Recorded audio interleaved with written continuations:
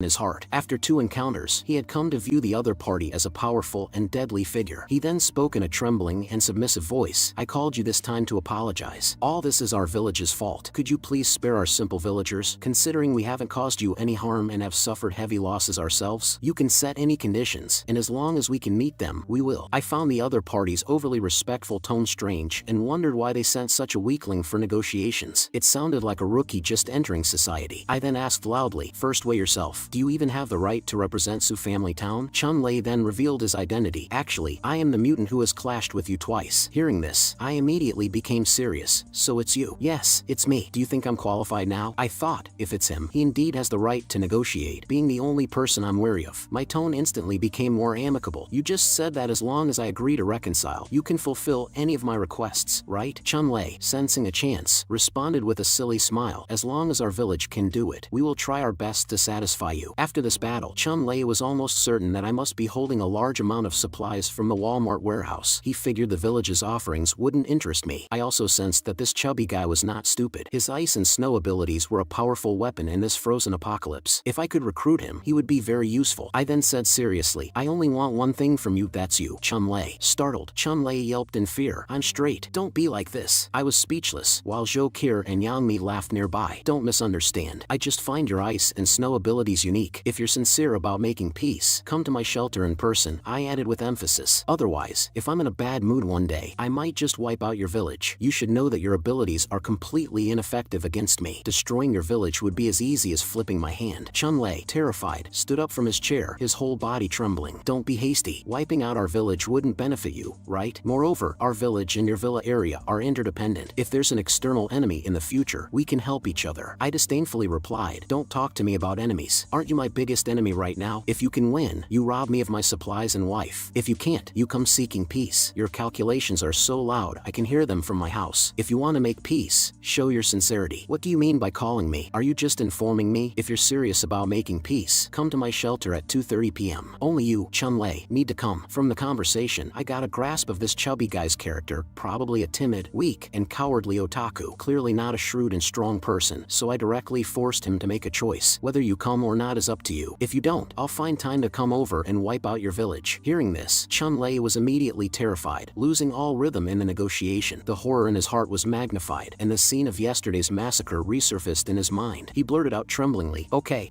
I'll go. After saying this, I hung up the phone directly, not giving Chun-Lei a chance to back out. Chun-Lei was stunned and collapsed to the ground, his legs giving way. This is it. Going there is almost certain death. My pure love, my life of cheats. Is it all going to end here? After hanging up, I also became serious, starting to plan the afternoon meeting. This guy's abilities indeed had limitless potential and could be a huge threat, but if he could become my subordinate, that would be a good choice. I decided to test him in the afternoon. After all, his abilities posed no threat to me. I would decide then whether to kill him or not. After my rest, I went to the balcony, fully armed, waiting for this chubby guy with my sniper rifle. Soon, a figure appeared in my scope, the portly figure I recognized from last night's tactical sight. My aim was already locked on his head. The moment he entered my shooting range, I could blow his brains out, but before he had walked a few steps, the chubby guy slipped and fell, making me burst into laughter. Is this the powerful ice and snow mutant, the one with limitless potential? But I couldn't let my guard down and continued to watch him. Just as he got up, he fell again. It seemed he was really scared stiff. Seeing he posed no threat, I relaxed and prepared to meet this interesting mutant downstairs. Chun-Lei then called, your house is surrounded by traps. I dare not come. No need for you to come, I said, and before the words had even faded, I appeared right in front of Chun-Lei. Upon seeing me, Chun-Lei's legs went weak. Are you Zhang Yi? He hadn't expected the fearsome killer he imagined to look like a scholarly person. Gathering his courage, Chun-Lei said, I've complied with your request and came alone. That should show enough sincerity, right? Let's not fight anymore. This was a meaningless battle to begin with. Hearing this, I laughed. You initiated the attack and now you're seeking peace. And you say it's meaningless. Do you really mean that? Chun-Lei awkwardly touched the back of his head and said with a silly smile, indeed, it's our village's fault. So, what conditions do you want for making peace? I want to know, what can you offer to earn my forgiveness? Chun-Lei sheepishly replied, except for the lives of our Sioux family members, you can ask for anything. I thought to myself that I lacked nothing in terms of supplies, and there was nothing in their village that I wanted, but I still needed to assert my authority. Hand over the initiator of this attack. That person must die. Otherwise, there's no deal. To my surprise, Chun-Lei became excited. The initiator of the attack was our village chief, and he's already been scared to death by you. Are you satisfied now? I was somewhat speechless. I killed over 100 people yesterday. Weren't any of them your relatives? Don't you want to avenge them? them? Chun-Li then spoke with a tinge of sadness. My parents died soon after the snow disaster. My dad had a heart condition and fell ill on the first day of the snowstorm. There were no ambulances due to the heavy snow and he died at home. My mom passed away in bed a week later. And the others, they are not my direct relatives. They generally look down on me. In their eyes, I'm just a useless person who plays games at home all day. So, I don't really have feelings for other Sioux family members. That's why I don't hold a grudge against you for killing hundreds of Sioux family people. On the contrary, I kind of admire you. The way you chased us in your car last night was really cool. Having heard this, I decided to give this chubby guy a chance. I can agree to make peace, but I'm not interested in your village. Those villagers pose no threat to me. However, you, the chubby guy, are somewhat interesting. For your sake, I can spare your village. Chun-Li immediately became incredibly excited, rushing over to hug me, as being acknowledged by someone as powerful as me was a huge honor for him. I repeatedly waved my hands to stop him. Don't get excited. I have conditions. From now on, you have to follow my orders and comply with any of my requests. Hearing this condition, Chun-Li was terrified. What if you covet my body? I was speechless at his reaction. Seeing Chun-Li hesitating, I pulled out my trump card, directly taking out a limited edition figurine from the alternate space. Here, this is for you. Working for me won't leave you shortchanged. Chun-Li's eyes lit up immediately. Such a rare figurine was almost irresistible to an old otaku like him. I have many more of these. As long as you follow me loyally, you'll have enough limited edition figurines, body pillows, games, and cartridges. Chun-Li, blissfully hugging the figurine, nodded repeatedly. Okay, whatever you want. And just like that, I successfully recruited Chun-Li as my subordinate. I also had a natural liking for this chubby guy. Being with a straightforward, heartless fat guy always gave a sense of reliability. But most importantly, I valued his ice and snow abilities. In this Ice Age apocalypse, his potential was limitless. Since you're here, help me with something, I said. Chun-Li perked up, thinking, so quickly a task? It feels good to be valued. I then took out a snow SUV from the alternate space. Chun-Li was stunned and, in his surprise, began to flatter earnestly. Time does not exist. Space is king. Brother Zhang's abilities are surely invincible globally. This made me inadvertently think of something. When I was on the brink of death, I returned to a month earlier. Wasn't that time travel? Maybe I had an unexplored time travel ability related to my spatial abilities. After driving for a while, we arrived in front of a large building, originally a major gas station. The shelter consumed several times more energy than a safe house, so I needed to stock up in advance. After confirming the location, I instructed Chun-Li, clear all this snow. Eager to prove himself, Chun-Li used all his strength. With a loud bang, the thick snow cracked open. The snow in front of us started to shake violently, and then huge chunks of ice and snow rose into the air before being tossed to the sides. At first, Chun-Li seemed relaxed, but gradually he started to struggle. I observed Chun-Li from behind. Although he had become my capable subordinate, I still needed to understand his skills, as it's always wise to be cautious of others. Soon after, the deeply buried gas station was cleared out. Chun-Li, gasping for air, collapsed on the ground. I was secretly thrilled inside. With Chun-Li, a top-tier tool person, gathering resources in the future would be much easier. I handed him a piece of chocolate, and seeing the chocolate bar, Chun-Li's eyes lit up. He tore open the wrapper and started munching on it eagerly. Meanwhile, I quickly slid into the freshly cleared snow pit, planning to take all the stored oil into my possession. After the job was done, Chun-Li started flattering me again. Brother Zhang, you are truly amazing. I felt a bit embarrassed hearing this because, after all, the main work was done by this chubby guy. I merely stretched out my hand to put the oil cans into the alternate space. I pulled up Chun-Li and asked, haven't you tried using your abilities to dig up resources before? Of course, I have. But in this extreme cold weather, we can't go far. Our dogs aren't purebred Siberian Huskies either, so we can only dig up some resources nearby. But for us, that's already enough. There's no need to risk our lives going further away. I looked at Chun-Li as if he were a treasure. This is truly a top-tier tool person. With you following me, these issues are no problem. You just stick with me, and I'll make sure you live well. I then pulled out a backpack. Here, take these supplies as a reward for today. Chun-Li, holding the heavy backpack, was overjoyed and his eyes welled up with tears. Brother Zhang, just give the word for any task. If I hesitate even for a second, I don't deserve the Sioux surname. After saying this, I prepared to drive back. On the way, I casually asked Chun-Li about his process of awakening his abilities. To my surprise, as soon as I asked, Chun-Li's face turned red as if it was something unspeakable. He stammered, after my parents passed away, I didn't feel like living either, but I didn't have the courage to commit suicide, so I just lay in bed, ready to starve myself to death. Did you awaken your abilities when you were about to starve to death? Chun-Li's face turned even redder. I was lying there and found the bed quite comfortable. Then I thought, since I'm ending my life anyway, why not enjoy myself one last time? A friend once told me excessive rewards harm the body, but I thought, since I'm not going to live, why care about the harm? So I unrestrainedly indulged myself. How many times? Chun-Li's face almost buried under the car seat. I've forgotten the exact number, maybe around 20-something times. In the end, I almost lost consciousness. However, after losing consciousness, my body mysteriously underwent a strange transformation. information. I covered my face, unable to look directly at this chubby guy. So, that's how he awakened his ice and snow abilities. Truly bizarre. I dropped Chun-Lei off by the river. It's only a few hundred meters away from their village. Chun-Lei, puzzled, asked me, "Brother Zhang, can you take me across the river? With this weather and my physique, walking back is quite tough. It's just a press of the gas pedal for you." Hearing this, I smiled deeply. My car tends to slip on the river surface, so I won't go over. In my mind, once across the river, it's Chun-Lei's home turf. Although he seems to have surrendered to me on the surface, I still need to be extra cautious. His control of the ice last night, trapping my car on the river, made me wary. Chun-Lei found the slipping excuse far-fetched. Last night, when Zhang Yi was chasing us in his car with a sniper rifle, he looked pretty cool. But now, as my diehard fan, he thought my concerns were not unreasonable, so he didn't question it further and obediently unbuckled his seatbelt to get out of the car. Before he left, I called out to him, "Chun-Lei, there's something you need to be careful about." Hearing his name called directly, Chun-Lei felt a sense of closeness. I patted his shoulder and spoke earnestly. "In this apocalyptic world, danger lurks everywhere. Your Su family town is known in the city for its vegetables and food. I guess it's inevitable that you'll attract attention, so you must be extra vigilant." After thanking me, Chun-Lei got out of the car and walked towards the village. My kind reminder to Chun-Lei obviously had a deeper purpose. I'm not so kind-hearted to care about the lives and deaths of the Su family. However, my shelter and Su family town are interdependent, so it doesn't hurt to make them more cautious. By instilling this idea in him, any stranger appearing nearby would be treated as a potential enemy by him, adding an extra layer of natural protection to my shelter. Upon returning to the village, Chun-Lei, excited, ran to report the good news to the current village chief, expecting praise from Su Dongtang. However, he was met with a harsh scolding instead. This reaction clearly doused him in cold water. Chun-Lei, puzzled, said, "Sixth Grandpa, I did this to protect our village from being attacked. After all, Zhang Yi is so strong, we have no power to resist." Su Dongtang sneered, "If you hadn't played the coward yesterday, we wouldn't have suffered such heavy losses. Your third grandpa died because of you. Now you're making decisions on your own to negotiate peace. You've truly lost the face of our Su family ancestors." Chun-Lei was momentarily unable to retort, feeling incredibly disheartened. "But I promised third grandpa to protect Su family town. We really can't fight against Zhang Yi. There's no choice but to seek peace." To his surprise, Su Dongtang suddenly scolded him harshly, slamming his hand on the table to interrupt Chun-Lei. "Who is the clan leader? You or me? You think you're smart. From now on, all actions must be reported to me first. You can't make decisions on your own." Chun-Lei was reprimanded like a cat that had done something wrong, but he had just thought of himself as a meritorious figure. In the midst of self-doubt, Su Dongtang suddenly came over, patted Chun-Lei's shoulder, and said solemnly, "Sixth Grandpa knows you have no ill intentions, but you're still too young. Many things lack thorough consideration. This time, it's because of you that Su family suffered heavy losses. If I hadn't spoken up for you in front of the clan, you would have been driven out of the village by now. Staying in the village now is also to atone for your sins. So, you must obediently follow my orders from now on." Su Dongtang emphasized this last part. Chun-Lei shuddered, repeatedly assuring that he understood. Su Dongtang then showed a satisfied expression. "You can go back now. Remember, never act on your own again." Watching Chun-Lei walk away, Su Dongtang adjusted his glasses, thinking to himself, young people are so arrogant and presumptuous. They shouldn't think they can disregard their elders just because they've gained some skills. He then took out his phone and sent messages to various branches of the clan, taking all the credit for negotiating peace with Zhang Yi. The branches, who had been worried about Zhang Yi attacking, were finally relieved. They unanimously praised Su Dongtang's capability, even saying that they should have supported Sixth Grandpa as the clan leader earlier to avoid Third Grandpa's foolish mistakes. They lamented that hundreds had to die to accompany that old man in his errors, praising Sixth Grandpa for his foresight and wisdom. Su Dongtang felt greatly satisfied inside, muttering to himself, "This good-for-nothing who hides at home playing games all day thinks he can play games with me? He's too naive." Back at the shelter, to ease their worries, I briefly shared with the two sisters what had happened after I left. Yang Mi clapped her hands in approval after hearing it. "This is really great. Now we don't have to worry about them attacking anymore." Zhou Qi, however, was used to such events and looked at Yang Mi with disdain. "My brother Zhang didn't annihilate them all, which is already the greatest mercy he could show them. There's nothing to be afraid of. But since you, the scaredy cat, think this way, I can understand. Otherwise, you wouldn't have nearly vomited bile yesterday." Yang Mi, frustrated, stamped her foot. "That's not true. I just didn't want to see such a bloody scene again." Zhou Qi didn't bother to listen to her explanation, coming over to hug me and praising me enthusiastically. "My brother Zhang is so powerful. Those small fries couldn't possibly threaten us. But I have started to worry. Last time we went to the defense camp for weapons, we found that the people there had already evacuated in an orderly manner, taking a lot of heavy weapons with them. These well-trained organizations are the most troublesome." Yang Mi, not to be outdone, pressed herself against me with her most prominent feature. "Don't always think of the worst. At least we've solved our current problem, which is worth celebrating." Saying this, Zhou Qi walked over to the bar to get some drink drinks. If we're celebrating, we must have a few drinks to enjoy it properly. Yang Mi also offered to cook some of her signature dishes, thinking to herself that she was a well-known social butterfly in the entertainment industry and had developed a good tolerance for alcohol. Today I'm going to teach you both a lesson, I said with a laugh. Just have a bit for the sake of it. My alcohol tolerance is quite average. Hearing this, the two of them became even more excited. No problem, we'll stop when it's enough. In less than 2 hours, the two women lay unconscious on the sofa, watching the two drunken cats who tried to get me drunk. I couldn't help but laugh out loud. I forgot to tell you, before I was a warehouse manager, I used to sell alcoholic beverages. Slightly tipsy, I approached them and started getting busy with Yang Mi, who was in my arms. Yang Mi opened her sleepy eyes, surprised to find me on top of her. How can you do this? Sister Jokir is right beside us. I ignored her and continued with what I was doing for 2 or 3 minutes before satisfactorily falling asleep. A few days later, Chun Lei suddenly sent me a message, asking me to take him out on a mission, complaining that staying at home was too boring. He also suggested forming a 5-person superpower team, using colors to represent each member's name, which could be called the Rainbow Squad. He even thought of the names. You'll be the king of no color, and I'll be the king of blue. I was speechless, but to completely win people's hearts, I reluctantly endured the disgust to chat with this fat guy and extract some useful information. Gradually, I found it increasingly unbearable. This guy probably didn't have a girlfriend and clearly had too much energy. I burst out cursing him directly. You, this fatso, are you just bored out of your mind? But Chun Lei didn't feel offended. Instead, he felt he had gotten even closer to his big brother, sending me an emoji. Awesome, my brother. How did you guess I'm bored all day? Everything is indeed within your expectations. You are my god. Holding my face, I was completely speechless. This kind of otaku is basically on the fringes of society, so when they encounter someone who is even slightly nice to them, they are ready to give their all. Even if I spoke harshly to him, he would only think positively about it. Over time, I really couldn't bear to scold this fat otaku anymore, so I turned on the smart reply software. As long as he sent 3 or 5 messages, it would automatically reply with a "oh" or "hm." Even with such perfunctory responses, this fat guy could be as happy as a 300-pound child. During the boring times in the shelter, I always go to the control room to oversee everything, meticulously checking for any security risks. Yang Mi has now managed the ecological botanical garden quite well. It seems that surviving in this shelter indefinitely is not a big problem. However, there's one issue that I can't help but worry about: the cybersecurity problem. This supercomputer controls all the programs of the shelter. Without it, the entire shelter would instantly become paralyzed. It's understandable that Lu Fengda could hack into my phone, but even the otaku Chun Lei could find my number, which shows there are significant vulnerabilities in the shelter's network security. If the network is hacked by top experts, my shelter might collapse without being attacked. Meanwhile, Yang Mi and Jokir seem to have started arguing. Yang Mi, somewhat agitated, says, "Jokir, you must help with this. You've been with Zhang Yi for a longer time, and he will definitely listen to you if you ask him." Jokir looks helpless. I know Zhang Yi too well. He is such a cautious person. He wouldn't risk even the slightest danger, especially since we rely on him for our livelihood. If something happens to him, none of us can survive. After a moment of contemplation, Yang Mi asserts, "Regardless, I have to try. Now, all I have is this body of mine." Jokir looks at her disdainfully. In plain terms, you're planning to seduce him, aren't you? As Jokir stands up in anger, she says, "Don't think I don't know what you two have been up to behind my back. And now you want me to help you? What? Should we both do it together?" To her surprise, Yang Mi weakly nods her head. "For my sister, I don't mind." I, who have been eavesdropping at the door, suddenly enter the room and jokingly ask, "Why aren't you sleeping in the middle of the night? What are you talking about?" Yang Mi, trying to act calm, grabs my hand. "We are just talking about family matters." I probe further. "Then tell me about it too. There's no one else here anyway. Is it because you still have living relatives you want to bring over to live together?" Jokir shakes her head in panic. "No, that's not it. I lost contact with my family after the disaster. I came to Heavenly Sea City alone, so I've been out of touch with my family for a long time. They are most likely no longer alive." At this point, Yang Mi stammers out, "It's me. It's my family. My sister has contacted me. She's in danger and asked me to find a way to save her." It turns out her sister contacted her yesterday, saying she was in a very dangerous situation, so she hopes I can find a way to save her. Upon hearing this, I just chuckled. What can you two ladies possibly do to save someone? Don't tell me you're planning to put this on my shoulders, expecting me to risk my life to save someone unrelated? I'm not that altruistic. Knowing that the matter was already out in the open, Yang Mi, dropping all pretenses, clung to me, pleading she might be my only surviving relative. I can't just watch her die. Since she's Yang Mi's sister, she's naturally also related to Jokir. So, Jokir also came over, looking at me with a pleading face. "She's our family. If she dies because we didn't save her, we'll feel guilty for the rest of our lives." I looked helplessly at the sisters. "You both know what the situation is like outside. My information is no longer a secret. I don't know how many people are eyeing my supplies in this super shelter." I sat up straight. "There's no discussion about this. Asking me to take such a high risk for a stranger, even if you try to seduce me, it won't work. Don't think that living with me for a while email will influence my judgment. Seeing my firm refusal, the sisters panicked and began to cry, clinging to my legs. Please, if you agree to save her, we will fulfill any of your requests unconditionally. Shokir whispered in my ear, have you ever tried a threesome? Hearing this, my eyes lit up. Are you serious? The sisters looked at me with hopeful eyes, waiting for my nod. I took a deep breath, about to refuse, when Yang-mi continued, my sister Yang Xinshin is physically disabled. It's a miracle she's survived this long. She must be desperate to seek help from me, her useless sister. She's so pitiful. I hesitated, about to speak, then held back. Are you talking about the genius hacker Yang Xinshin you mentioned before? I thought to myself, an 18-year-old, beautiful, genius hacker. Isn't that the ideal network engineer I've been looking for? My heart surged with excitement. The biggest headache for me right now is the cybersecurity issue. Most importantly, reliability is key. She's the sister of these two women here, so there's no doubt about her loyalty. Thinking of this, I grasped the hands of the two women, looking at them affectionately. Don't worry, since she's your sister, she's like my sister too. I, Zhang Yi, am not one to fear death or stand by idly. Upon hearing my words, the two sisters were overjoyed. Shokir even had a starstruck look on her face. In her view, Zhang Yi had always been a refined egoist. He's helping me now. He must be in love with me, she thought. Yang Mi was also instantly moved to tears. I don't know how to repay your kindness. I looked at them proudly. In your eyes, am I, Zhang Yi, really so heartless? You're all wrong. I'm actually a person who appears cold on the outside, but warm on the inside. I genuinely cherish the people around me. The two women blushed, their perception of me undergoing a huge transformation. Shokir fell even deeper, while Yang Mi was instantly smitten, at a loss for words. Sensible as she was, she slowly knelt before me. After a whole night of intense discussion, I agreed to rescue their sister Yang Xinshin. Of course, the most important reason wasn't this seduction tactic. After all, my biggest problem right now is cybersecurity. If I could rescue this genius hacker and have her work for me, all the problems would be solved. I then asked the two to discuss the rescue plan with me. Tell me about your sister's situation. Yang Mi spoke seriously. Yang Xinshin is currently trapped in Azure Sky Academy. You might have heard of it. Azure Sky Academy is a top-tier aristocratic school offering integrated education from kindergarten to university. It usually only nurtures the children of the elite, but also admits a few geniuses. Graduates from there usually become pillars in both political and business circles. Hearing this, I couldn't help but wonder, how did a paraplegic girl survive under such extreme cold conditions? After all, schools are densely populated places and generally don't have much food storage. It's hard to imagine her surviving in such a brutal apocalypse. Yang Mi continued, such high-level aristocratic schools have their special food supply channels, and there's quite a bit of food stored in their warehouses. Yang Xinshin happened to hide in the cafeteria early in the snow disaster, which is why she didn't starve to death. But I still have many doubts. Why did she wait until now to contact you? In a crisis, one would seek help from anyone possible. Why did she think of contacting you, her sister, almost 2 months after the apocalypse began? As soon as I said this, Yang Mi was also stunned. I don't know why either. Let me call her right now. I was too anxious yesterday. There were many things I didn't get to ask. But after trying to call several times without success, she remembered that she had also tried to contact her before but couldn't get through, so she didn't hold much hope. At this point, Shokir mocked with a covered mouth. Maybe Yang Xinshin thought you were already dead, so she didn't take you seriously at all. I then asked Yang Mi, how far is Azure Sky Academy from us? Seeing Yang Mi's clueless expression, I took out my phone and opened the map. Nowadays, signals are poor, and satellite positioning is also problematic, so we can only check distances through the map. I found out that Azure Sky Academy is located in West Mountain District, about 23 kilometers in a straight line from the villa area. Being able to call you is already a miracle under the current long-distance communication breakdown, but it's also possible she thought you were dead, so she never thought of contacting you, her useless sister. Come with me to the control room. Nowadays, ordinary mobile phones can't transmit signals through the nebula chain, but the supercomputer in the control room might be able to. After dialing Yang Xinshin's number, a harsh electronic noise followed, indicating that the signal over there was extremely unstable, seemingly under some strong interference. However, after a few seconds, the call successfully connected, and the two sisters immediately became excited. Yang Xinshin, it's Sister Mi. Quickly tell me your situation. Your sister will find a way to rescue you. The voice on the other end was intermittent, and the noise was significant. We only heard her say she was at the school cafeteria, and it seemed she was in a very dangerous situation. I urgently asked, quick, what kind of danger are you in? Only to hear disjointed phrases coming through, run, monsters. Following that, amid the chaotic electronic noise, a chilling, terrifying sound emerged, something not human. It was like a roar from some giant monster. The call was suddenly cut off amidst the noise, leaving only a busy tone echoing anxiously. Initially, I thought it was just a simple mission to retrieve someone from a school, but the call revealed a terrifying monster noise. The sound of limbs and bones being torn apart, something I've only heard in zombie movies, was followed by an abrupt end to the call, leaving only a beeping sound echoing in the control room. It seems Azure Sky Academy has monsters. Could animals have mutated too? Seeing my hesitant expression, Yang Mi clung to me again, pleading in a soft, coaxing voice, "Brother Zhang Yi, you promised us. You can't go back on your word." To this, I smiled slightly. "I said I would save her, and I will. Don't worry, it seems the situation has become somewhat tricky. I must call 2 mutant allies to help. I'll have Uncle Yu, a meat shield, lead the way. Chun Lei controlling the ice and snow in the middle, while I can lurk in the back to find opportunities for surprise attacks. If things go south, I can be the first to flee. This formation is simply perfect." Thinking this, I quickly called Chun Lei. Chun Lei had been eager to get out and was already impatient to start the mission. Uncle Yu also agreed readily. I thought that the eerie noise might be from a mutated person or some other mutant creature, although it sounds terrifying considering that a paraplegic girl managed to cope with it for over a month. We, being 3 mutants, should not find it too difficult. However, I still need to be more cautious, as the opponent is an unknown mutant. Early the next morning, the sisters had already prepared a full table of delicious food. I didn't indulge myself in gluttony, as eating a mix of things can easily cause diarrhea, and I couldn't drink too much either, as it would affect my mobility. However, I still needed to replenish enough physical energy. My alternate space was also prepared with food for timely replenishment. All my weapons and equipment were fully loaded and ready. After making all the preparations, Chun Lei called me. "I'm already by the river. Hurry up and come pick me up." He knew that my house was surrounded by traps and didn't dare to come close. He still has several relatives buried in the snow in front of my house. I told him I'd be right there. After hanging up the phone, I said to the 2 women, "To ensure your safety, you'll have to stay in the basement for a while." Yang Mi, not understanding, asked, "Why the basement when the house is so secure?" Shou Kir, instantly understanding, pulled Yang Mi by her clothes. "Don't ask too many questions. Just do as you're told," she said, pushing Yang Mi towards the basement. Shou Kir knew the man's intentions. After all, the information was provided by her and her sister, and the person being rescued was their sister. He was worried that this might be a trap they had concocted together. This is his usual way of handling things. I locked the 2 of them in rooms made of alloy, using the highest authority to lock the doors from the outside. No one but me could open the doors. Yang Mi began to understand what this meant. Although a bit uncomfortable, she was still going to save her sister, and she cheered and encouraged me. I also promised them that as long as their sister was still alive when we got there, we would definitely bring her back safely. Leaving the basement, I sighed inwardly. Actually, I didn't want to be so cautious in everything, and I certainly didn't want to be constantly wary of even those closest to me. But in order to live securely in this post-apocalyptic world, one cannot afford the slightest bit of carelessness.